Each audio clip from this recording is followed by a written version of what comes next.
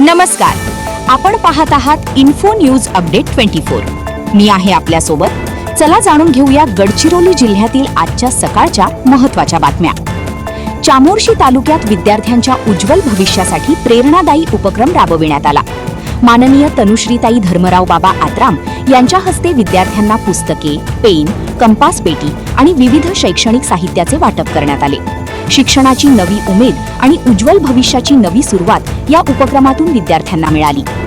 उपमुख्यमंत्री स्वर्गीय अजितदादा पवार यांच्या जयंती तसेच मुख्यमंत्री देवेंद्र फडणवीस यांच्या वाढदिवसानिमित्त अहिरी राजवाडा इथे ज्ञानाची शिदोरी या उपक्रमाअंतर्गत DBA पब्लिक स्कूलच्या गरजू विद्यार्थ्यांना धर्मराव बाबा आत्राम यांच्या हस्ते शालेय बॅग, नोटबुक आणि कंपास पेटीचे वाटप करण्यात आले।